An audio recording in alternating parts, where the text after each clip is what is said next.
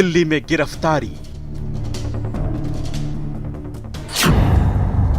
दरभंगा में मिली डायरी। पटना में भी छापेमारी। रेलवे में नौकरी के बदले लिखवाई गई जमीन।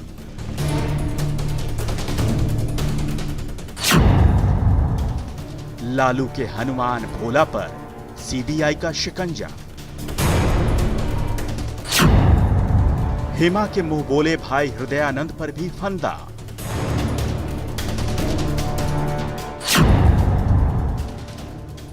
नौकरी घोटाले में अगला नंबर किसका?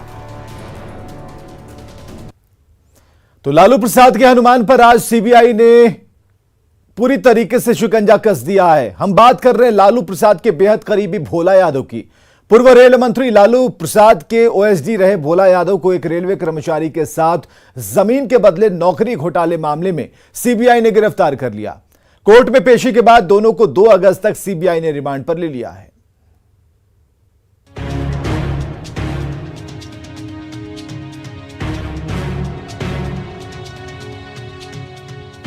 ये है लालू के हनुमान, मतलब लालू के बेहद खासम खास माने जाने वाले भोला यादव, जो अब सीबीआई की गिरफ्त में है। भोला यादव की ये तस्वीरें उस वक्त की हैं जब सीबीआई ने भोला यादव को दिल्ली से गिरफ्तार किया।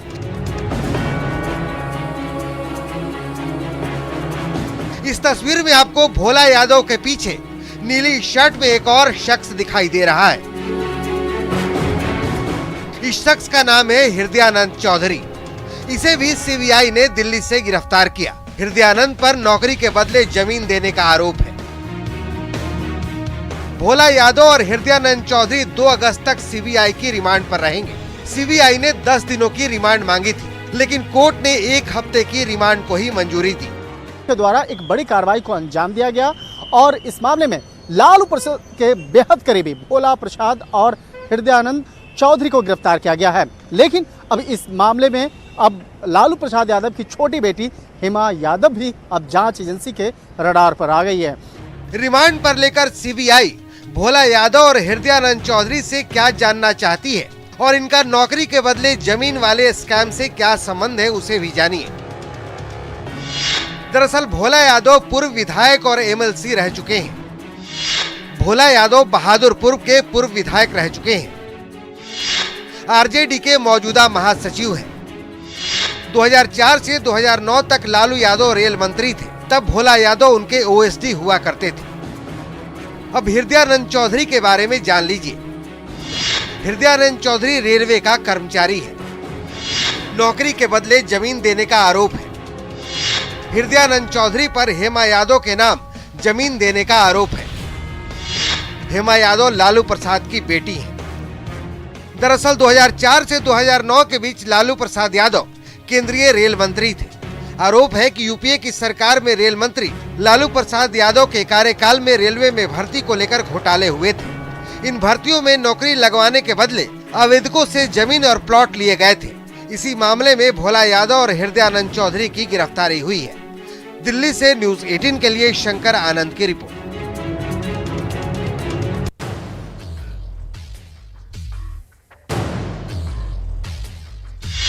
सिवान के 4 संदिग्ध युवकों का आतंकी कनेक्शन।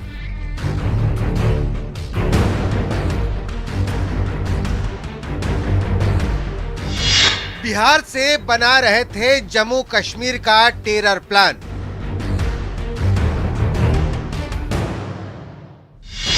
जैश-ए-मोहम्मद के आतंकियों से संपर्क का आरोप।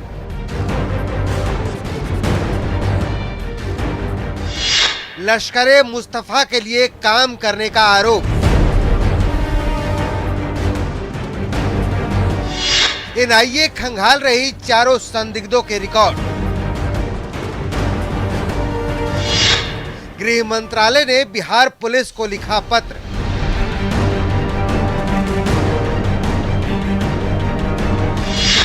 चारों संदिग्धों के बारे में दी जानकारी।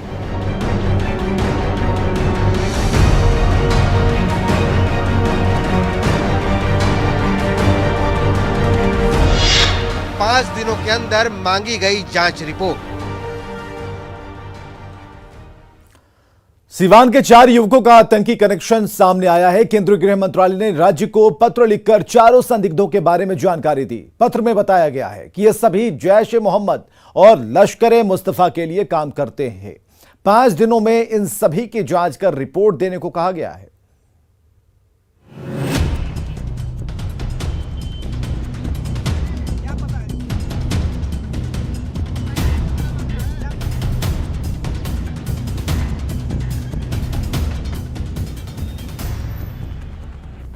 इस पत्र को देखिए, यही वो पत्र है जिसे सिवान के एसपी शैलेश कुमार सिन्हा ने 4 थानों के थानेदारों को लिखा है। इस पत्र के जरिए उन युवकों की जानकारी मांगी गई है जिनके ऊपर जैश ए मोहम्मद और लश्कर ए मुस्तफा से संबंध रखने का आरोप है। आरोप है कि ये चारों बिहार में रहकर जम्मू कश्मीर का टेरर प्लान बना रहे थे। हालांकि एसपी ने इन 4 युवकों का नाम गुप्त रखने की हिदायत दी है, लेकिन आप ये जरूर जान लीजिए कि ये चारों संदिग्ध किस किस थाना क्षेत्र के रहने वाले हैं।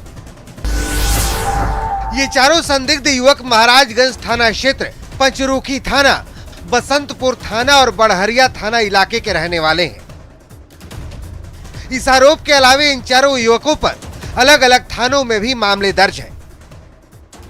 आज से 2 दिन पहले इसी मंडल कारा में बंद याकूब खान को एनआईए की टीम अपने साथ ले गई है। उसके बाद कल यानी 26 तारीख को एसपी कार्यालय से एक लेटर निर्गत किया गया है और लेटर निर्गत करके 4 संदिग्ध युवकों की आपराधिक इतिहास सिवान पुलिस खंगाल रही है।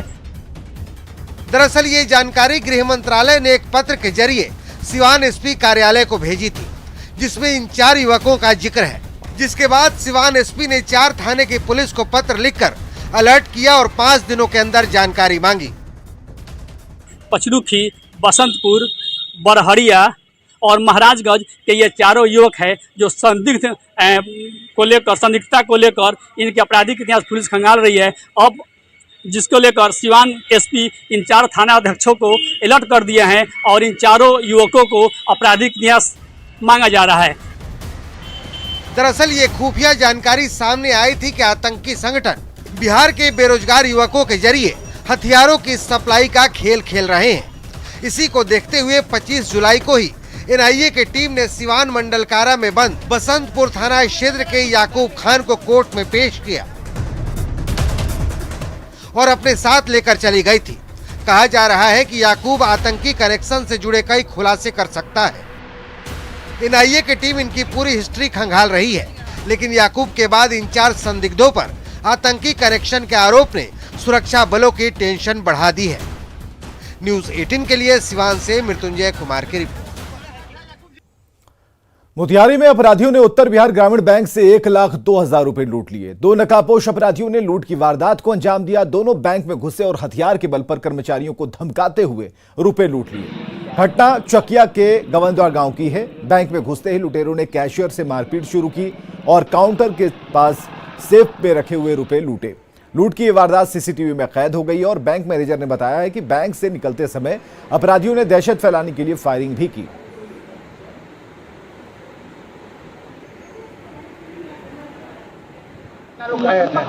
चार आदमी से आया था। कौन सी से था? मोटरसाइकिल से था, अपाची बाइक से। अपाची बाइक से जी। और हथियार भी लाया था? हाँ, हथियार रखा था। फायरिंग वगैरह भी किया है? बाहर निकलने के बाद जो है फायरिंग किया है। क्या को फायर किया है? एक फायर किया है। लूट के बाद? लूट के बाद। कितना लूट किया है? वही 1,02,500। पटना सिटी पुलिस ने लूट की योजना बना रहे 6 लुटेरों को गिरफ्तार किया, जिनके पास से कट्टा, कारतूस और चाकू के साथ रुपए बरामद किए गए हैं। पुलिस के मुताबिक ये सभी किसी वारदात को अंजाम देने के लिए जमा हुए थे और इसी दौरान छापेमारी की गई और 6 लोगों को गिरफ्तार किया गया। पकड़े गए लोगों में एक नाबालिग भी है, जिस पर आलमगंज थाने में पहले से 4 मामले दर्ज हैं। तो छापेमारी के क्रम में वहां से कुल 6 लड़के बरामद हुए और जिनके पास से कई चीज़ें आपत्तिजनक बरामद हुई और उसमें से एक राजीव उर्फ सूर्या है और ये क्रिमिनल पहले भी कई बार जेल जा चुका है और इसके पास से एक देसी कट्टा बरामद हुआ है। किशनगंज के मदीना बाजार में पुलिस ने 5 युवकों को भारी मात्रा में स्मैक के साथ गिरफ्तार किया है। पुलिस को सूचना मिली थी कि पश्चिम बंगाल से कुछ युवक यहां ड्रग्स की आपूर्ति करने के साथ खुद भी नशा करते हैं, जिस पर छापेमारी कर 5 युवकों को ड्रग्स के साथ गिरफ्तार किया गया है। ये तस्वीरें हम आपको दिखा रहे हैं जहां स्मैक के साथ 5 युवक पकड़े गए हैं।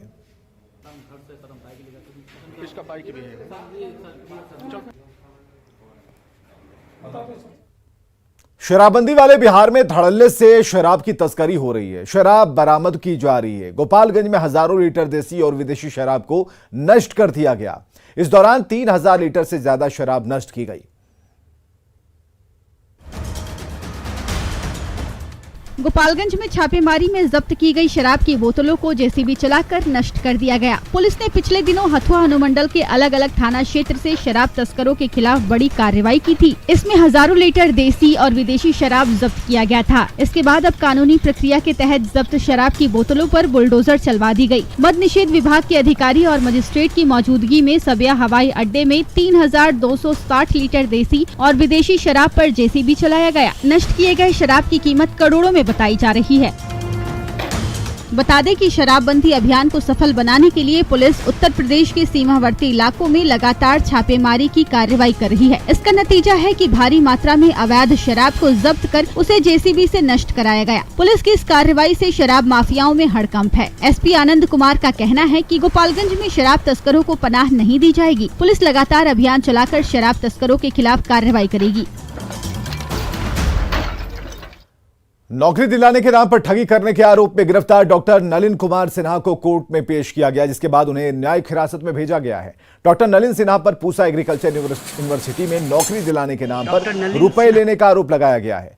मुजफ्फरपुर पुलिस ने उसे नोएडा से गिरफ्तार किया था। मिठनपुरा के रहने वाले एक व्यक्ति ने आरोप लगाया कि उनकी 2 बेटियों को नौकरी दिलाने के बदले डॉक्टर ने 46 लाख रुपए लिए। हालांकि नलिन सिन्हा के वकील ने आरोप को गलत बताया। Doctor Nalin Sinha who is accused in this case, उनके ऊपर इल्ज़ाम है, जो एलिगेशन उनके अगेंस्ट है कि नौकरी दिलाने के लिए उन्होंने 46 लाख रुपया इन्फॉर्मेंट के फैमिली से दे दिया है। स्टेट बैंक ऑफ इंडिया ने 200 करोड़ रुपए के कर्जदार की फैक्ट्री पर बुलडोजर चलवाकर ताला लगा दिया। यह कार्रवाई वैशाली के सराय में हुई, जहां 25 हेक्टेयर में हिंडाल्को इंडस्ट्रीज प्राइवेट लिमिटेड और डालडा फैक्ट्री है। कोलकाता से आए बैंक रिकवरी एजेंट ने बताया कि फैक्ट्री के मालिक ने 3 अलग अलग खाते पर करीब 200 करोड़ का लोन लिया था, जिसमें वैशाली की कंपनी और जमीन के अलावा मुजफ्फरपुर, दिल्ली और कोलकाता की जमीन को गिरवी रखा गया था। जब कंपनी के मालिक जयश्री बालाजी कर्ज नहीं चुका पाए तो बैंक ने उनकी संपत्ति को सील कर बेचना शुरू कर दिया। कोलकाता, दिल्ली और मुजफ्फरपुर की जमीन बैंक पहले ही बेच चुकी है और अब यह फैक्ट्री बची थी, जिसे सील करने के लिए 5 साल से कोशिश की जा रही थी। कोर्ट के आदेश पर बाउंड्री तोड़ा गया और फैक्ट्री को सील किया गया। वाल्मीकि टाइगर रिजर्व के मदनपुर वन क्षेत्र के कांटी जंगल में गंडक नदी का कटाव जारी है। गंडक नदी के कटाव से अब तक 20 एकड़ से ज्यादा जंगल नदी में विलीन हो चुका है। जंगल में कटाव बढ़ जाने से जंगल और जानवरों पर भी गंभीर संकट है। पिपरासी प्रखंड के भैंसिया गांव पर भी कटाव का खतरा है। जल संसाधन विभाग ने अनुरोध के बाद भी स्थायी कटाव निरोधी कार्य नहीं किया। वाल्मीकि टाइगर रिजर्व के मदनपुर वन क्षेत्र के कांटी जंगल में गंडक नदी का कटाव जारी है। गंडक नदी के कटाव से अब तक 20 एकड़ से भी ज्यादा सदाबहार जंगल नदी में विलीन हो चुका है। जंगल में कटाव बढ़ जाने से जंगल और जानवरों पर गंभीर संकट बढ़ गया है। गंडक नदी का यह कटाव लगभग 7 साल से हो रहा है। हर साल बरसात के दिनों में गंडक नदी की तेज धारा में कांटी जंगल में कटाव होता है। पिपरासी प्रखंड के भौसहिया गाँव पर भी कटाव का खतरा है। यह गाँव 5 बार गंडक नदी की त्रासदी झेल चुका है। एक बार फिर घटते जलस्तर के बाद गंडक नदी धीरे धीरे आगे बढ़कर अपने चपेट में ले रही है। जल संसाधन विभाग से बार बार अनुशंसा के बाद भी स्थायी कटाव निरोधी कार्य नहीं किया गया है। गंडक नदी से निकलकर एक धारा मदनपुर वन क्षेत्र के कांटी उपखंड के नर्सरी के जंगल में समा गई है। नदी उस जंगल क्षेत्र को अपने चपेट में लेकर कटाव तेज कर दिया है। गंडक नदी से हो रहे कटाव की गति इतनी तेज है कि छोटे छोटे पेड़ पौधे नदी में विलीन होते जा रहे हैं। हालांकि प्रशासन ने कटाव रोधी कार्य करने का भरोसा दिया है। देखना होगा कितना काम हो पाता है।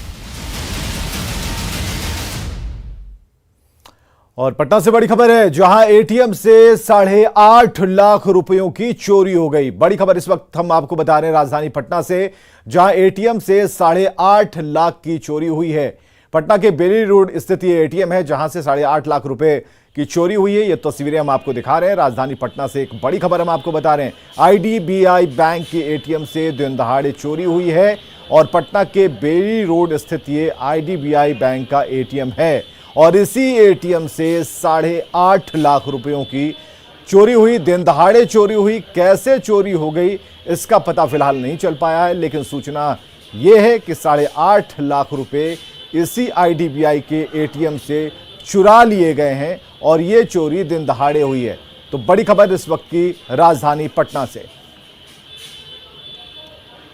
तो शास्त्री नगर थाना क्षेत्र के बेली रोड में आईडीबीआई बैंक का एटीएम है और ये वो एटीएम की तस्वीरें हम आपको दिखा रहे हैं, जहां 8.5 लाख रुपए की चोरी हुई।